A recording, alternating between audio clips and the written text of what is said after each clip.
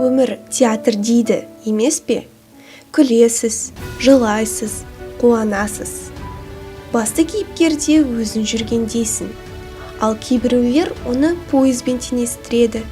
Онда кездескен жолаушылар біздің өмірде кездестірген адамдарымызға ұқсайды. Бірақ олардың да біз сияқты пойыздан түсетін жерлері бар. Паровоз ескерткіші. 1954 жылы 28 ақпанда таңғы 10:50-де Қостанай станциясында тың жерлерді игеру үшін Украинадан комсомол мен жастардың алғашқы эшелоны келді. Бұл тың игерудің мәңгілік ескерткіші мен социалистік дәуірдің ұлы жетістік белгісі. Біздің өлкемізге келген еріктілер ешқандай елді мекен болмаған ен далаға қоныстана бастады. Олар сол жерлерде тұрақтап, алғашқы қазығын қағып, кейін толыққанды шаруашылық аймағына айналдырды. Қазіргі таңда тың жерлерін игеруге арналған архитектуралық монументі Комсомол алаңында 1984 жылы 13 қазанда қойылды. Ескерткіштің жасалуына көптеген қалалар қатысты. Москва мен Минскте саз элементтері жасалды. Тұқым себуші мен атақ лентаны Санкт-Петербургтың мамандары жасады. Ал Қостанай мен Рудың шеберлері монтаждық пен граниттік жұмыстармен айналысты. Ешкімде, еш нәрседе ұмытылмақ емес. Соғыс күйретуші күш. Дәл солай, барды жоқ ететін, тауды жер ететін. Жер бетіндегі тіршілік атаулының бәрін жалмап жұтатын тажал. Сол қанды кезеңді еске түсіріп, елестететін газет-журнал материалдары, немесе радио-телехабарлар, кинолар, аталар ерлігін мақтаныш тұта бізге жеткізді. Содан бері жарты ғасырдан астам уақыт өтсе де, еш нәрседе ұмытылған жоқ. Ұлы Отан соғысында жанын қиғандарға арналған мемориал. Бұл мемориал 1975 жылы Жеңіс саябағында орнатылған. Ұлы Отан соғысында жанын қиғандарға арналған мемориалда жауынгер бейнесі көрсетілген.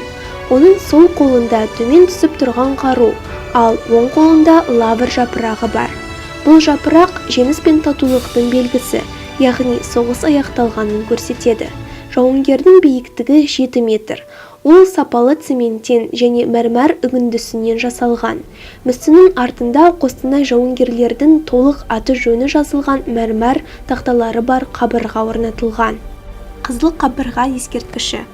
Қызыл қабырға 1918-1919 жылдары Қызыл әскер, партия мүшелері мен кеңес қызметкерлері атылған жер. Бұл тарихи революциялық ескерткіші, азамат соғысы кезіндегі оқиғалардың куәсі. Осы жерде 1919 жылдың сәуірінде Колчак жәбірлеушілер Қостанай уезінің қызыл әскерлерін мен партизандарын, оларға жәрдем берген бейбіт азаматтарды аяусыз атқан. Қызыл қабырға алдындағы мүрделерді алаңнан алып кетуге рұқсат болған жоқ. Жеке жерлеу үшін атылған азаматтардың туыстары түнде олардың мүрделерін алып кететін. Қызыл қабырға сазды кірпіштен жасалған. Ұзындығы 20 метр, биіктігі 4 метр болатын ескерткіш. Адам өзін өзі тәрбиелеп, алдына мақсат қоя білуі керек. Сол мақсатқа жету үшін адами құндылықтарды бағалай отырып, өз өмірім өзіме құнды деген қағиданы басты назарда ұстауымыз қажет. Марал Ишан атындағы мешіт. Қостанай қаласындағы 127 жылдық тарихы бар мешіт.